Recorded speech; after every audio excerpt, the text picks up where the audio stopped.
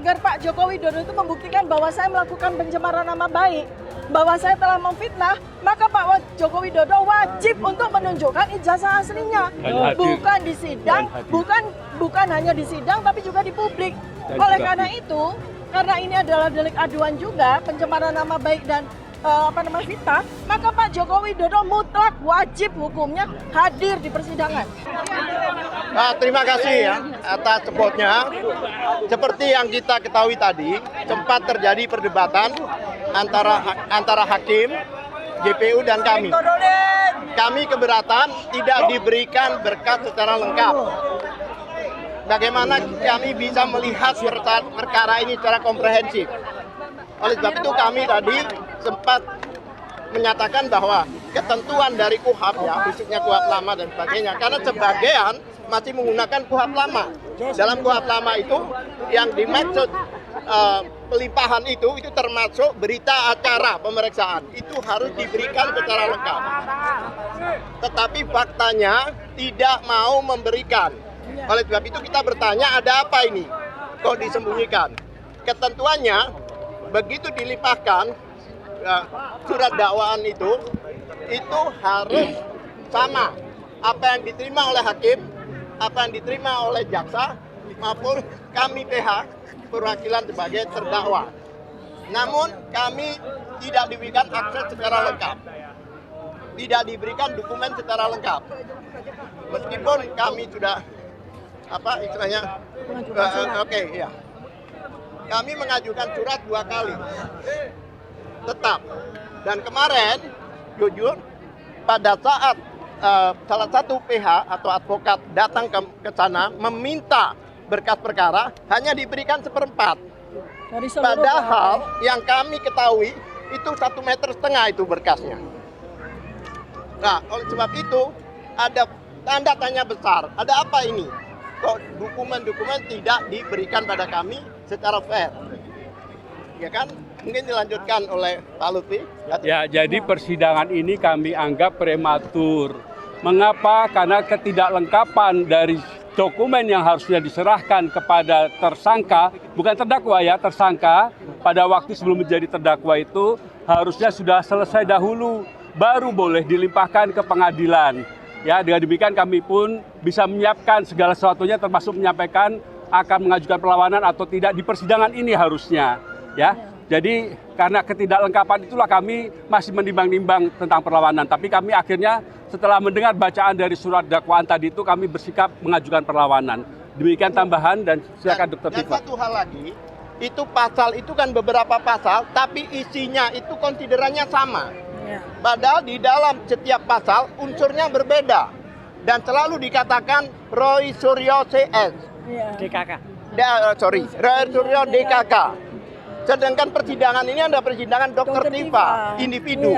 Selalu dihubungkan dengan Roy Suryo dan kawan-kawan. Itu boleh jika ada pasal keikutsertaan 55 atau 56. Ini tidak ada pasal penyertaan.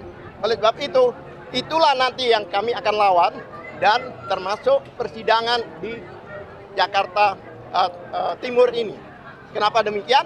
Agak aneh. Kenapa satunya di Jakarta Selatan, satunya di sini?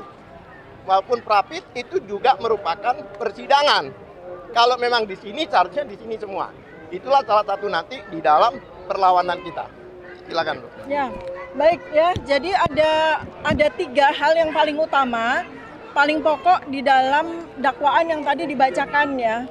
Pertama adalah berkaitan dengan ilmu saya, ilmu anatomi morfologi yang memang sudah saya sampaikan di dalam iNews 29 April 2025. Saya diundang sebagai ahli, di mana di situ saya memberikan penjelasan tentang bagaimana saya melihat dari dokumen yang beredar atau benda digital yang beredar di internet, yang banyak orang mengatakan itu sebagai ijazah Joko Widodo. Di situ saya menyoroti hanya satu hal yang menjadi domain saya, yaitu foto, ya. Karena itu saya menggunakan ilmu saya, anatomi morfologi, untuk memberikan penjelasan, ya. Kalau memang penjelasan ini harus dikomparasikan dengan ijazah asli, maka munculkan ijazah asli itu. Ya, sebab yang saya lakukan observasi itu adalah benda digital yang beredar di internet. Kita sama-sama tidak tahu apakah itu dokumen milik Joko Widodo. Ya, pertama itu. Dan jelas bahwa tadi disampaikan ya, walaupun oleh Joko Widodo saya dituduh dengan pasal besar ya, yang memang niatnya mau memenjarakan saya bertahun-tahun, yaitu pasal 32 dan 35, yang itu isinya adalah Undang-Undang ITE yang berisikan dakwaan manipulasi terhadap dokumen milik orang lain atau melakukan manipulasi atau edit agar dokumen palsu menjadi asli. Itu ternyata di dalam dakwaan tadi hanya dikatakan bahwa dasar saya dituduh pasal 3235 itu adalah lisan saya. Lisan saya ketika saya menyampaikan tentang ilmu saya. Jadi betul-betul definitif. Ya, di situ di dalam dakwaan itu sama sekali tidak ditunjukkan ya, dinyatakan di mana saya melakukan manipulasi. Yang dipakai itu adalah lisan saya, lisan udah jelas. Jadi itu pasal yang betul-betul sangat sembarangan begitu ya. Ya, jadi pertama adalah kalau foto, saya dengan senang hati akan memberikan penjelasan sejelas-jelasnya di persidangan. Ya, dan foto itu saya tidak lakukan manipulasi sama sekali ya. Jadi intinya nih di dalam surat dakwaan yang tebal sekali itu, intinya yang dipermasalahkan yang kemudian Pak Joko Widodo itu mengatakan bahwa saya itu telah menghina sehina-hinanya dan merendahkan serendah-rendahnya. Itu adalah ketika saya membicarakan tentang benda digital yang beredar. Ya, benda digital yang beredar di internet yang kita semua tuh melihat. Ya, dan saya juga memberikan penjelasan secara keilmuan saya. Ya, sesuai kompetensi saya sebagai dokter. Jadi, pasal ini semua itu tidak ada relevansinya dengan saya. Nah, adapun tuduhan yang rendah ya, artinya yang tuduhan yang bulanan tahunan, yaitu yang berkaitan dengan pasal pencemaran nama baik dan fitnah, ya, itu tolong dibuktikan dulu. Di mana saya melakukan pencemaran nama baik, di mana saya melakukan fitnah. Karena yang saya bicarakan, yang menjadi objek kajian saya, yang menjadi objek observasi saya itu benda digital yang beredar di internet. Ya, jadi bagaimana caranya agar Pak Joko Widodo itu membuktikan bahwa saya melakukan pencemaran nama baik, bahwa saya telah memfitnah, maka Pak Joko Widodo wajib untuk menunjukkan ijazah aslinya, bukan di sidang, bukan hanya di sidang, tapi juga di publik.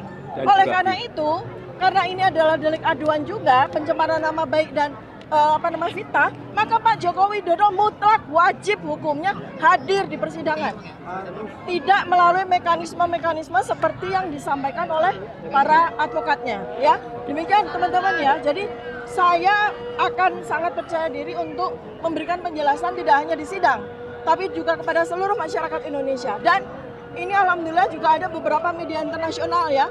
Ini menjadi bukan hanya sekedar publik Indonesia domain, tapi ini menjadi internasional domain. Jadi hati-hati kepada semua pihak, termasuk kepada jaksa, termasuk kepada hakim. Karena tadi jaksa seakan-akan ingin menyembunyikan berkas perkara, berita acara pemeriksaan. Mereka nekat ngeyel, tidak mau memberikan BAP kepada kami. Padahal itu secara undang-undang itu penting sekali. Silakan Datuk. Ya, jadi yang namanya berkas perkara itu istilah yang selama ini sudah digunakan dalam KUHP yang lama, yang mana itu bermakna berita acara dan daftar alat bukti yang diajukan. Bukan barang buktinya, tapi daftarnya itu disampaikan kepada kami. Itu sudah berlangsung puluhan tahun. Mengapa baru tadi dipertanyakan seolah-olah jaksa ini baru saja praktek di pengadilan begitulah. Ya, tidak profesional. Terima kasih. Terima kasih, Bang. Ada tersangka-tersangka lain yang bisa dijadikan tersangka pada kasus ini, Bu ya? Ya, itu wilayah dari hakim ya. Wilayah hakim ya. Kita fokus saja dengan kasus saya. Ya. Oke. Baik. Terima kasih. Sudah? Oke, sudah. Terima kasih. Terima kasih.